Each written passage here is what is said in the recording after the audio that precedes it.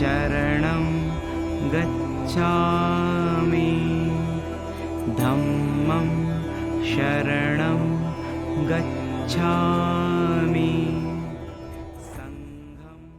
भगवान बुद्ध सर्वज्ञ कहे जाते हैं।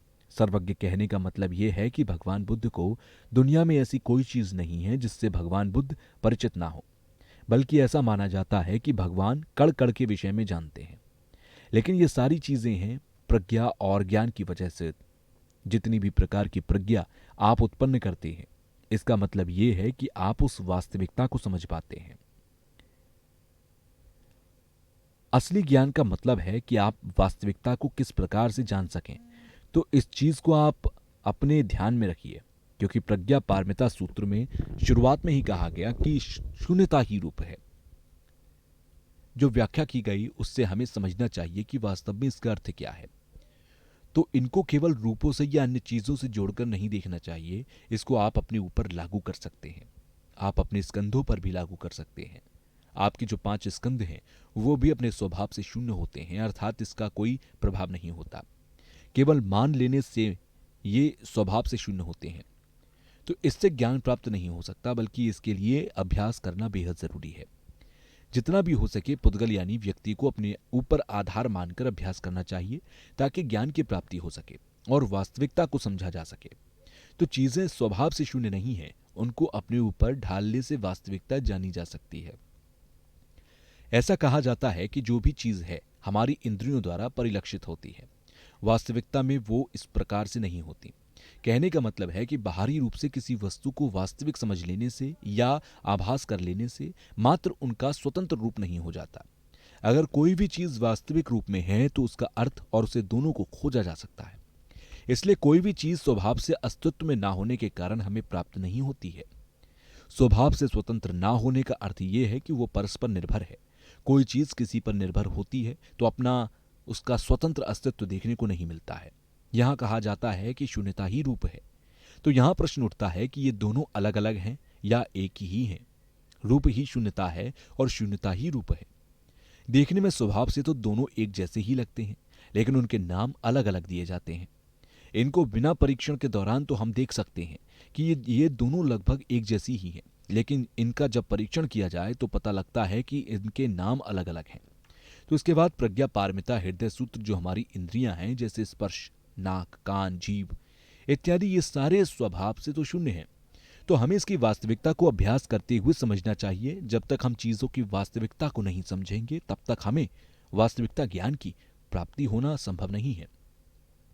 ऐसा कहा गया है कि रूप शून्यता है और शून्यता ही रूप है।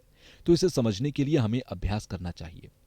नागार्जुन ने भी अपने मूल माध्यमिक कर्णिका में जिक्र किया कि वो भी एक प्रतीत्य संपुत्पाद के उदाहरण को देकर समझाया है कि जो भी चीज है एक दूसरे पर आश्रित होती है।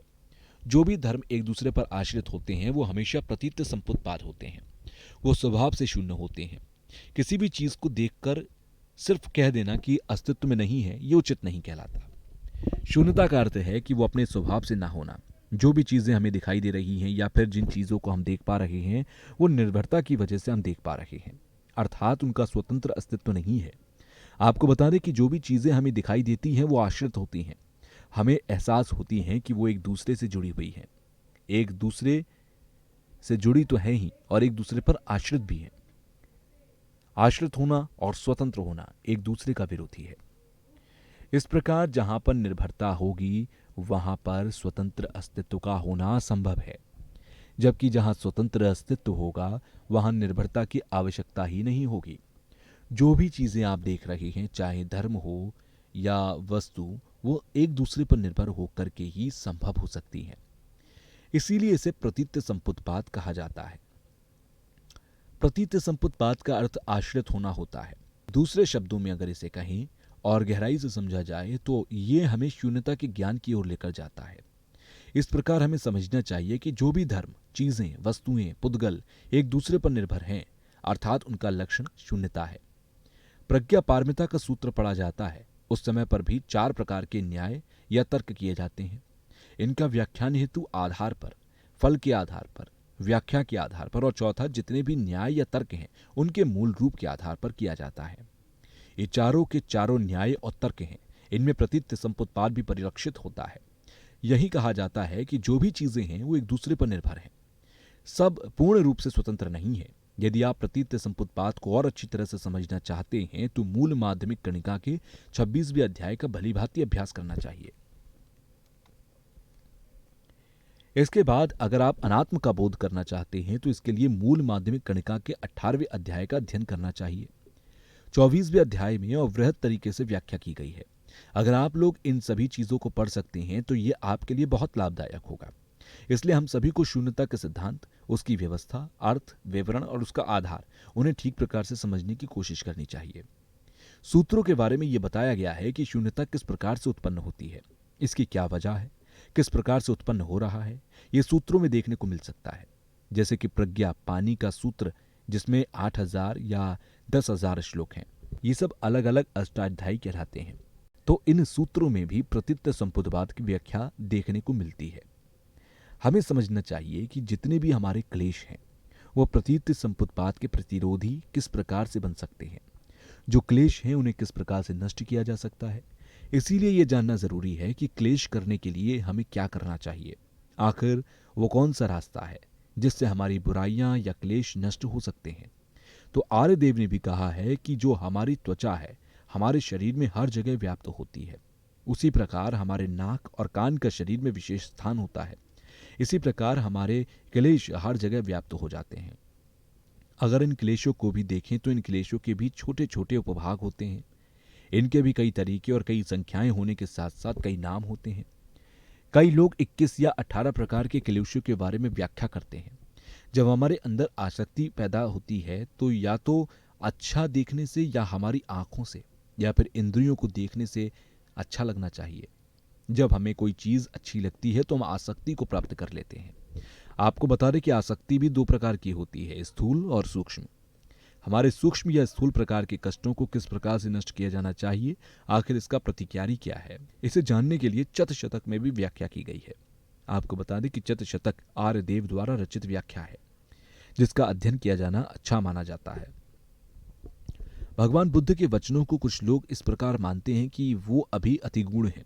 कैसे हो सकता है? यह संभव हो सकेगा? इसके लिए शून्यता का ध्यान करना चाहिए और शून्यता का दर्शन करना चाहिए। वैज्ञानिक दृष्टिकोण के आधार पर हमारे जो क्लेश हैं वो बाहरी चीजों को देखने की वजह से ही या बाहरी चीजों के परिलक्षित होने से ही उत्पन्न होते हैं।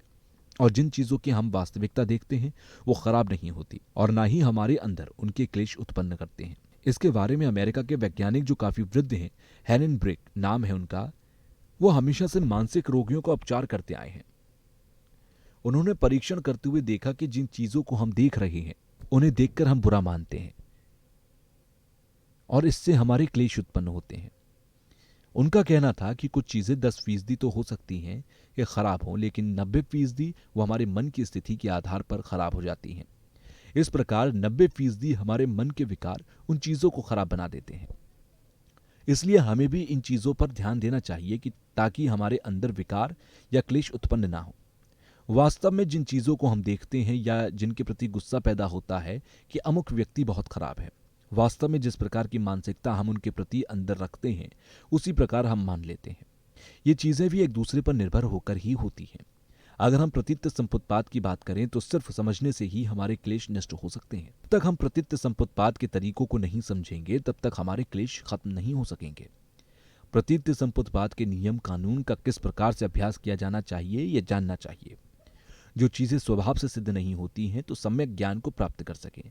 और जब आप इसका अभ्यास करेंगे तो प्रतीत्य समुत्पाद के आधार पर ही आप बुद्धत्व को प्राप्त कर सकेंगे, अर्थात सर्वज्ञता को भी प्राप्त कर सकेंगे।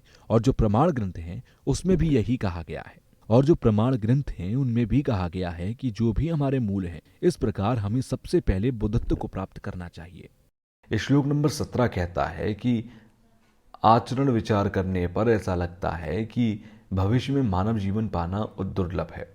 अगर मानव जीवन नहीं मिलता तो हम पाप में ही डूबे रहेंगे। तो हमें बाहरी चीजें जैसे कि धन, पैसे, संपदा, इन सारी चीजों में ना पड़ करके मानव जीवन को मूल्यवान बनाने की कोशिश करनी चाहिए, उपयोगी बनाना चाहिए और कोशिश करनी चाहिए कि जितना हो सके सभी तरह के क्लेश, अज्ञानता को किस तरह नष्ट करें, बाहरी चीजों में ना पड़ करके आंतरिक क्लेशों को कैसे नष्ट करें, इस पर विचार करना चाहिए। हालांकि हम चाहें कि अभी अरहत बन जाएं, बुद्ध प्राप्त कर लें, तो ऐसा नहीं होगा, लेकिन सीढ़ी दर सीढ़ी चढ़ने के बाद हम उसे प्राप्त कर सकते हैं। अगर हम अभी बुद्ध चित्त और शून्यता का प्रयास करते हैं तो ये निश्चित है कि आने वाले समय के अंदर जीवन में हमें मानव जीवन तो प्राप्त होगा ही, जिससे कि हम धर्म का अभ्यास कर सकें। बिना शून्यता का अभ्यास किए, बिना बुद्ध चित्त का अभ्यास किए हम चाहते हैं कि हमें मानव जीवन से फिर से मिले, तो ये संभव नहीं है। इस श्लोक में कहा जा रहा है कि हमारे जो क्लेश हैं इसके प्रतिकार को देखना चाहिए। जैसे कि श्लोक नंबर 28 में कहा गया कि तृष्णा, द्वेष, ये सब शत्रु के पास पकड़ने को हाथ, पीछा करने को पैर, मारने को हथियार जैसे कुछ भी नहीं है। ना तो ये बलवान है, ना ही ये वीर है, और ना ही ये बुद्धिमान है। फिर भी वो हमें कैसे अपना दास बनाकर पाप करने को विवश करता है। जो भी क्लेश है वो आदिकाल से है, जब से हमने जन्म लिया तब से हमारे अंदर आ रहे हैं। ऐसा कभी नहीं होता है कि इस प्रकार के दोष या क्लेश को हम खुद पैदा कर लें या कोई चीज़ बाहर से हमारे अंदर आ जाए, ये संभव नहीं। ये तब से ही है जब से हमारा जीवन प्रारंभ हुआ, या जब से हम बहुचक्र में हैं, तब से ही हमारे अंदर ये क्लेश रूपी दुश्मन बैठा हुआ है। तो घृणा आदि इस प्रकार से लगते हैं कि जैसे ये हमारे राग द्वंद्व हों। ये बिल्कुल हमारे मित्र के समान लगते हैं, जान पहचान के रूप में ये दिखते हैं, लेकिन वास्तव में ये मिथ्या दृष्टि है। और जब क्लेश हमारे मन में बैठे होते हैं तो ये केवल हमें नुकसान पहुंचाते हैं, इनसे कभी फायदा नहीं होता। इस क्लेश रूपी चित्त के कारण ही, इस तृष्णा रूपी द्वेष की वजह से ही हम परेशान रहते हैं। आज आप देख सकते हैं कि दुनिया की जितनी भी परेशानियां हैं, झगड़े हों, मनमुटाव हों, वो सभी हमारी तृष्णा और द्वेष के कारण ही उत्पन्न होते हैं। ये हमेशा हमें नुकसान पहुंचाता है। हम कभी भी देखें, चाहे अभी देखें या चाहे बाद में देखें, ये तृष्णा, ये क्लेश हमें हमेशा नुकसान पहुंचाता है। इसलिए जो भी हमारी तृष्णा हो, द्वेष हो, उन्हें हमेशा बुराई के समान ही समझना चाहिए। ये एक प्रकार का, और जब तक इन्हें हम बुराई नहीं मानेंगे, जब तक बुराई के रूप में नहीं सकें, तब तक हमें इस बहुचक्र से निकलने में बहुत मुश्किल होगी। तो क्लेश और घृणा हमेशा झगड़ा कराते हैं, ये मन मुटाव कराते हैं। तो बार बार प्रयास करना चाहिए कि इन्हें कैसे नष्ट करना चाहिए, क्योंकि जब तक हमारे मन में बैठे रहेंगे, ये हमें आदेश करते रहेंगे कि ये घटना करो या फिर ये काम करो। जब तक तृष्णा और घृणा को मन से नहीं निकालोगे, तब तक मुक्ति पाना बहुत मुश्किल है। तो वहीं दूसरी तरफ अगर देखें तो आसक्ति है, तो फिर आसक्ति के कारण, लगाव के कारण दूसरे लोगों को हम अपना प्रेम नहीं दिखा पाते। जब तक मरा हुआ मन आसक्ति से विरक्त नहीं होगा, तब तक हम दूसरों को मित्र के समान कभी नहीं देख पाएंगे। और आसक्त युक्त चित्त हमारे अंदर जब तक होगा, तब तक कभी भी हम शांत नहीं हो पाएंगे।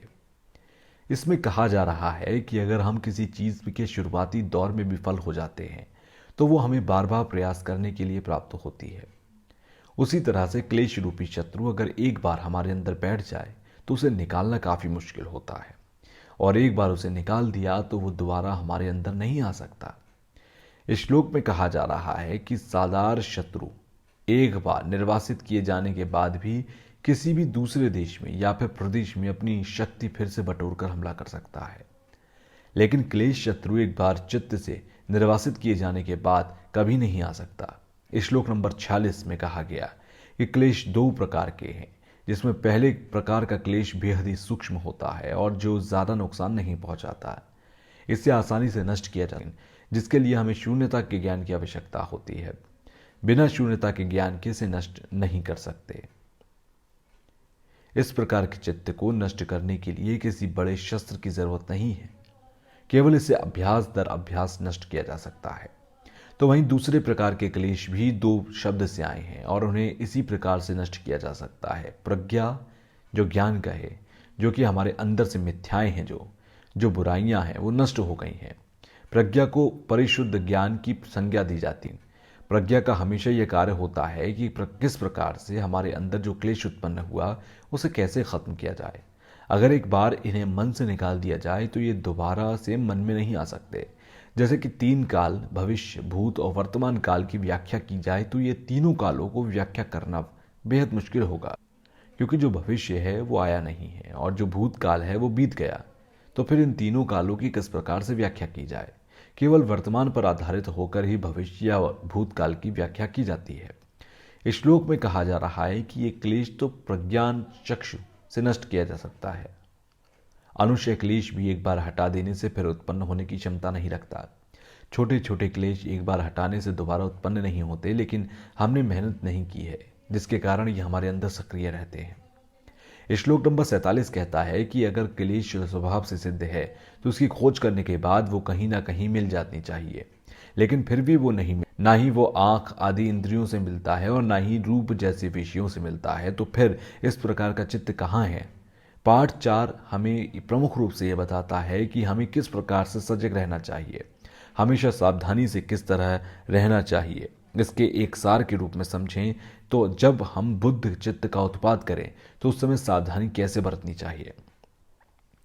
मैंने नालंदा के प्रमुख 17 विद्वानों की स्तुति में इस ग्रंथ की रचना की।